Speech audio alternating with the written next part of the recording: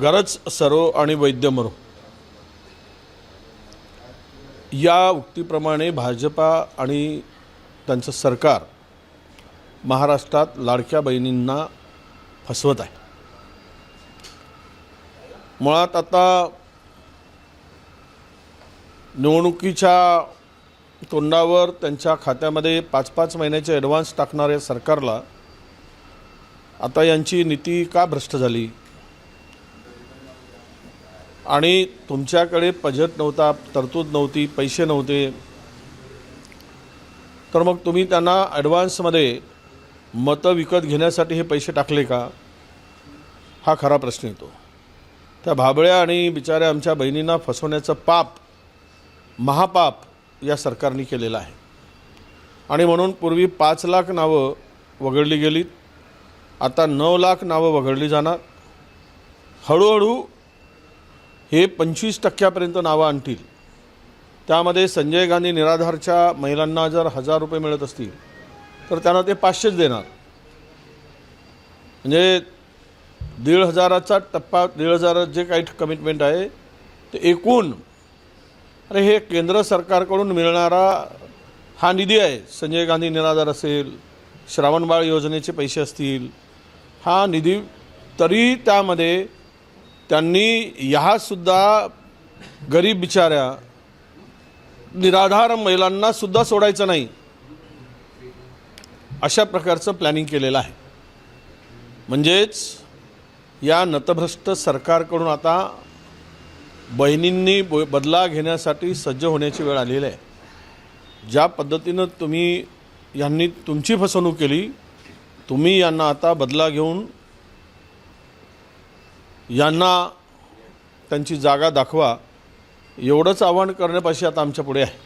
महायुती सरकारमध्ये पालकमंत्री पदाचा तिढा अजूनही सुटलेला नाही। नाशिक आणि रायगडचं पालकमंत्री पद वादाच्या भोवऱ्यात। मला हेच कळत नाही, म्हणजे सरकार नावाची सरकार अस्तित्वात आहे का? केवळ मला देवेंद्रजी काम करताना दिसत आहेत, बाकीचे सर्व मंत्री मंडळ निस्तेज झाल्यासारखं वाटतं। एकाही मंत्र्याच्या चेहऱ्यावर तेज दिसत नाहीत आणि मंत्री झाल्याचा आनंदही दिसत नाही। त्या पलीकडे जाऊन इतकं प्रचंड बहुमत असताना भांडणं कशासाठी? आता पालकमंत्री पदावरून भांडणं होत असतील तर खाते कमजोर दिलेत तर जिल्ह्याच्या जाऊन जिल्ह्याची लूट कशी करता येईल यासाठी हे भांडणं आहेत। जिल्हा लुटायसाठी ही चाललेली चढाओढ आहे, ही चाललेली स्पर्धा आहे। यांना जनतेशी काही देणं घेणं नाही। हे सरकारच मुळात महाराष्ट्राला लुटून खाण्यासाठी अस्तित्वात आलं आहे, हाच संदेश यांच्या आत्ताच्या सगळ्या एकूण भांडणावरून मला दिसतोय। राष्ट्रवादीचे मंत्री दत्ता भरणे यांच्या खात्याकडून एका शाळेला अल्पसंख्याकाचा दर्जा दिला होता, मात्र मुख्यमंत्र्यांनी तो काढून घेतला। यवतमाळचा 4व्या मुद्दा हा। आता एकीकडे अजित पवार आम्ही धर्मनिरपेक्ष म्हणतात। आता धर्मनिरपेक्षाचा अर्थ अजित पवारांना कळला आहे, कारण इतके वर्ष ते काँग्रेसबरोबर आघाडीत होते। आणि दुसरीकडे ते जातीयवादी आणि धर्मांध पक्षाबरोबर युती करून सत्तेत बसले आहेत। म्हणजे चित भी मेरी और पट भी मेरी अशा लोकांची पुढे काय स्थिती होणार, मी गती म्हणणार नाही, स्थिती काय होईल हे येणारा काळ सांगेल। परंतु मुळात ज्या एजेंड्यावर भाजपा काम करते त्यामध्ये अल्पसंख्याक वगैरे त्यांचा काही संबंध नाही, कारण हिंदूंच्या मतावर प्रभाव टाकण्यासाठी असे हे तकलादू निर्णय हे घेत असतात। महायुतीच्या नेत्यांची दिल्लीमध्ये बैठक होणार आहे, अमित शहांच्या उपस्थितीमध्ये बैठक होणार आहे। राज्यात जी सध्या कुरकुरी चालू आहे त्याच्यावर या बैठकीत काही चर्चा होण्याची आता वाद वाढल्यानंतर शेवट दिल्लीमध्ये अमित शहाच उरतात. पण आम्ही ऐकलं आहे की अमित शहाजींनी सुद्धा शिंदेना जे काही कमिटमेंट केली ते शिंदेंच्याच तोंडून बाहेर पडत आहेत. तर त्यावर काय तोडगा करणार त्या बैठकीत याच्याकडे आमचं लक्ष राहील. जालन्यातील एका प्रकल्पावरून परत एकदा सेना आणि भाजपामध्ये कुरघोडीचं राजकारण दिसतंय. कोटींचा जालना येथील एक प्रकल्प आहे त्याच्यावरून झुकलाय आणि याची तक्रार जी केली होती उभाटाचे माजी आमदार संतोष सांबरे यांनी केली होती. त्याबाबत पत्र लिहिलं होतं आणि अहवाल सादर करण्याचे आदेश मुख्यमंत्र्यांनी दिले. कुरघोडी प्रत्येक गोष्टीमध्ये होते. मुख्यमंत्र्यांनी स्वच्छतेचा नारा दिल्याची माहिती आहे. तर आता कुठून स्वच्छता करतात यावर आता लक्ष ठेवावं लागेल. स्वच्छता करतात की स्वच्छ करतात की साफ करतात अर्थ वेगवेगळे होतात. तर मला वाटतं की त्याची सुरुवात कदाचित शिंदेंपासून झाली असावी, स्वच्छतेची आणि सफाईची. त्यामुळे आपण या प्रत्येक गोष्टीवर त्यांचं मतभेद असल्याचं दिसून येते. मतभेद नाही तर प्रत्येक गोष्टीवर एकमेकावर कुरघोडीसुद्धा हे करतायत. आणि हा सगळा प्रकार अत्यंत किळसवाणा राज्यामध्ये आम्हाला वाटतो आहे. अंजनी चव्हाण यांनी धनंजय मुंडे यांच्यावर गंभीर आरोप केले की मंत्रिमंडळाची परवानगी न घेता आणि पत्रावर तारीख नसताना 200 कोटीच्या एका कामाला परवानगी देण्यात आली. त्या धनंजय मुंडेंची सही आहे. अंजली दमानिया पुरावे असल्याशिवाय बोलत नाहीत असा आमचा समज आहे. त्यामुळं मुख्यमंत्र्यांनी या प्रकरणाची चौकशी करावी आणि मुंडेवर कारवाई करावी अशी आमची अपेक्षा आहे. बीएमसीने घरोघरी जाऊन घनकचरा आणि संकलन झोपडपट्ट्यांसाठी एक हे काढलं होतं. वर्षाकाठी 1400 कोटीची निविदा होत्या त्या रद्द झालेल्या आहेत. एकनाथ शिंदे मुख्यमंत्री असताना त्यांनी या निविदा काढल्या होत्या ज्या आता रद्द करण्यात आल्या. मला वाटतं आत्ताही डिपार्टमेंट त्यांच्याकडेच आहे. म्हणजे आता ह्यावर जर तत्कालीन मुख्यमंत्र्यांनी निविदा काढल्या, आज ते उपमुख्यमंत्री आहेत.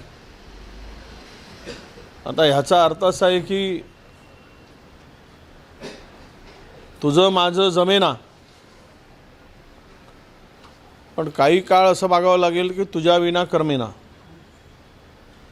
अशी अवस्था दोघांची आत्ता मला दिसते आहे. नितेश राणेंनी असं म्हटलं आहे की हिंदुत्ववाद्यांचं सरकार आहे आणि हिंदूकडे कोणी जर वाकड्या नजरेनं पाहिलं तर त्याचा बंदोबस्त केला. असं आहे, त्याला मला वाटतं योगी व्हायचं आहे महाराष्ट्रात. आणि महाराष्ट्रातला योगी होण्यासाठी ज्या गोष्टी घडतच नाही त्या गोष्टीवर तो बोलत असतो. त्यामुळे नितेश राणेंच्या अशा वक्तव्याला फार काही महत्त्व देण्याची गरज वाटत नाही. छत्रपती संभाजीनगरमध्ये शिवाजी महाराजांच्या मिरवणुकीमध्ये लॉरेन्स विष्णू यांचे काही बॅनर लावले. आता कायदा सुव्यवस्थेचाच विषय येतो. विष्णू लॉरेन्सचे येतील, उद्या दाऊद इब्राहिमचे लावले जातील. महाराष्ट्रामध्ये काही कमी गुंड पोचले जात आहेत. सत्ताधाऱ्यांच्या मर्जीनं खूप गुंड माजलेले आहेत.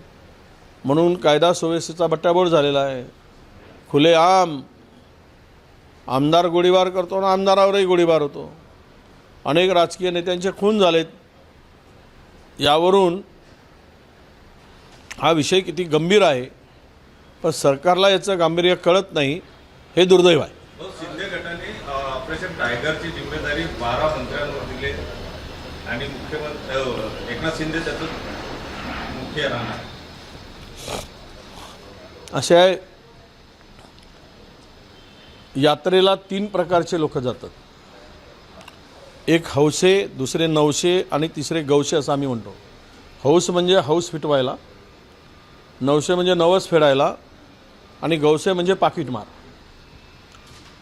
तर ह्यातला हा कोण प्रकार आहे जे सत्तेच्या दिशेनं चालले आहेत ते मला वाटतं ते हौसवाले नाही आहेत, ते नवस फिरणारही नाही आहेत, तर ते पाकिटमार काही गवस्त का म्हणून त्या यात्रेत सामील होणारे आहेत असं म्हणायला हरकत नाही. तत्कालीन मुख्यमंत्री आणि विद्यमान मुख्यमंत्र्यांमध्ये कुठेतरी वाद पाहायला मिळतो. आम्ही एवढंच म्हणतो की भांडा चौके भरे, एवढंच आता आम्हाला ते दिसतं आहे. पण मला वाटतं की याच्या मागे कदाचित हे डुप्लिकेट भांडण तर नाही, मूलभूत प्रश्नापासून महाराष्ट्रातील जनतेचं लक्ष विचलित करण्यासाठी, डायव्हर्ट करण्यासाठी, कारण जे कमिटमेंट या सरकारने संयुक्त सहीने केलं होतं, 3 लाख रुपयाचं कर्जमाफ, 2100 रुपये बहिणींना, वाटेल ते काय दुनियाभरच्या काही योजना आणल्या, त्या योजना हे सरकार राबवू शकत नाही, इम्प्लिमेंट करू शकत नाही. म्हणून हे कृत्रिम भांडण आहे का की नैसर्गिक भांडण आहे,